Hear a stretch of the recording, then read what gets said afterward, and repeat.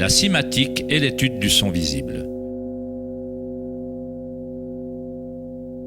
Le mot cymatique vient de la racine du mot grec cyma qui signifie onde ou vibration.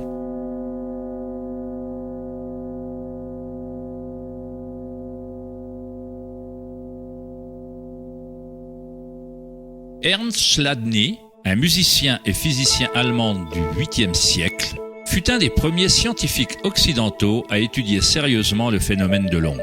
Chladni découvrit qu'en versant du sable sur des plaques de métal et en les faisant ensuite vibrer avec un archet de violon, le sable se regroupe en modèles. Différentes formes géométriques se dessinent selon la vibration produite.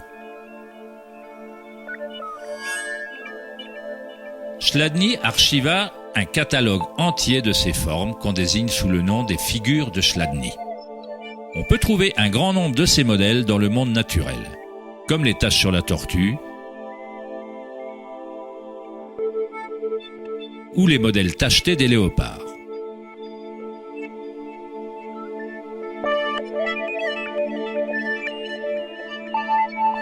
Étudier les modèles de Chladni ou la cymatique est la manière secrète dont les fabricants de guitares de haute gamme, de violons et d'autres instruments déterminent la qualité du son de leurs instruments.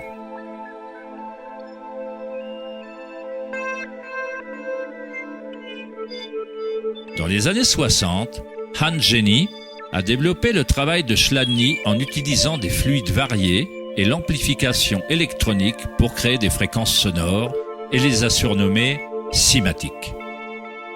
Si on fait passer de simples ondes sinusoïdales à travers un plat rempli d'eau, on observe des modèles dans l'eau.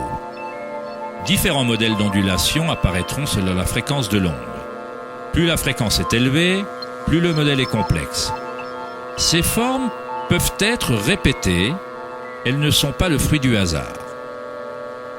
Plus on observe, plus on commence à voir la façon dont les vibrations arrangent la matière en forme complexe à partir de simples ondes répétées.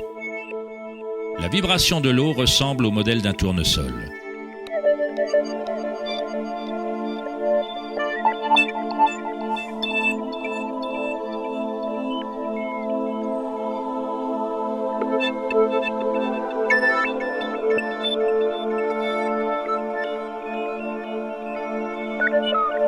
On obtient un modèle différent en changeant simplement la fréquence du son.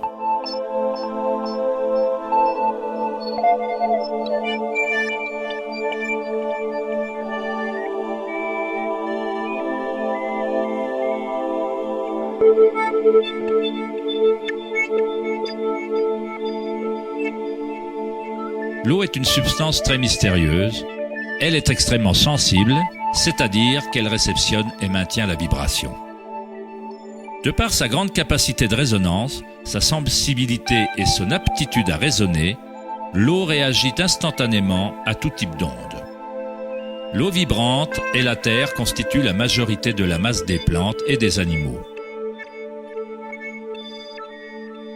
On peut facilement observer la façon dont les vibrations dans l'eau créent des modèles naturels reconnaissables, mais en y ajoutant des solides et en augmentant l'amplitude, des choses encore plus intéressantes se produisent. En ajoutant de la fécule de maïs à l'eau, un phénomène plus complexe se produit.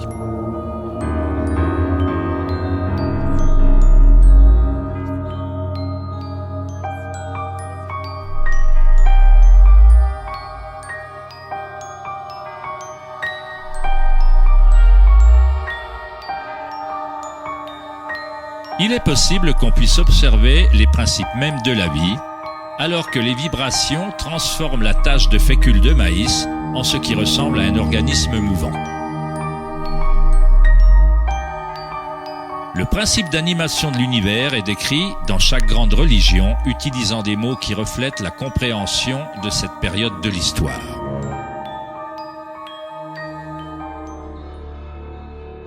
Dans la langue des Incas, le plus vaste empire de l'Amérique précolombienne, le mot se référant à l'être humain est Alpacamasca, ce qui signifie littéralement « terre animée ».